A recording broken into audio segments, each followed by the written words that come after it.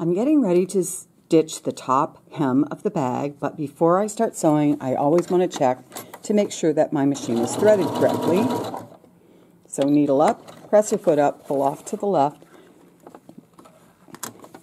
and I check the front and the back to make sure that it looks the same, and we are ready to go. Now, we are going to stitch this hem in a circle, and the easiest way to do that is to remove the free arm. Not every machine has one of these, but ours do. So what you do is you put your left hand, there's a little handhold underneath this, and you pull straight out, okay? Put this somewhere close by so you don't forget to put it back on. And if you notice now, there's a space underneath here, and we can actually sew our bag in a circle. It makes it a whole lot easier. We have our bag inside out, and we're going to slide it on so that we are near one of the side seams. And I'm going to scoot in here so you can see how I line this up. There we go. And what I want is this silver toe to be sitting down on this bottom part, and I want the rest of the foot to be up on the hem part. So I'm going to lower my foot down. Make sure I have my threads out of the way. I don't want them underneath because they'll make a big blob. And I'm going to drop my needle down and check to make sure I'm in the right position.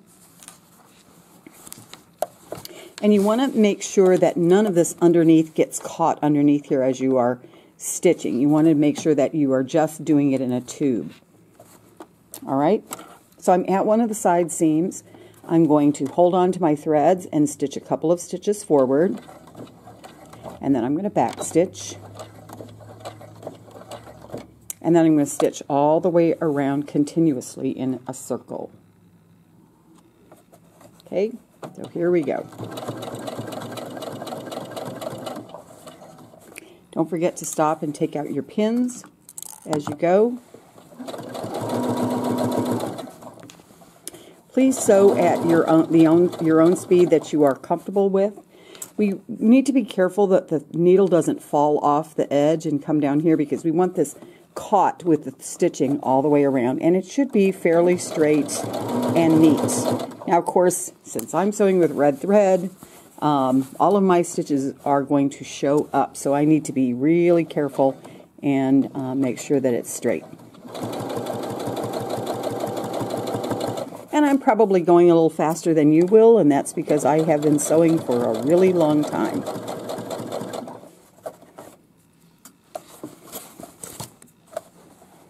Alright, so we're going to just keep stitching. Don't forget, take your pins out as you go.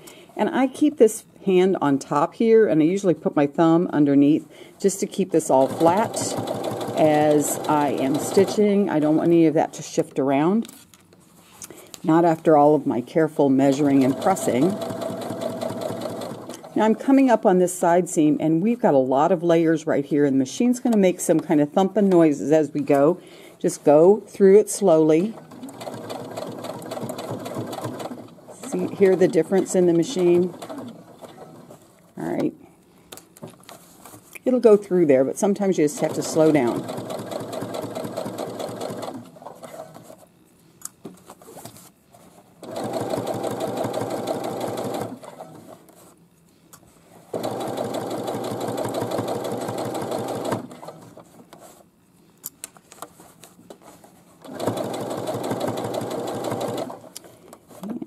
Almost there.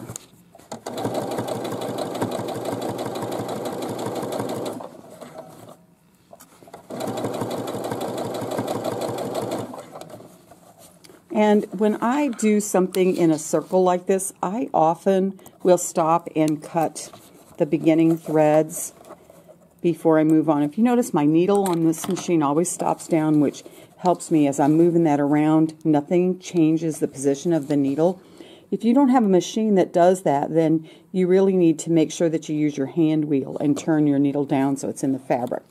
Alright, last one, and I want to try to land right on top of that line of stitching. That's my aim.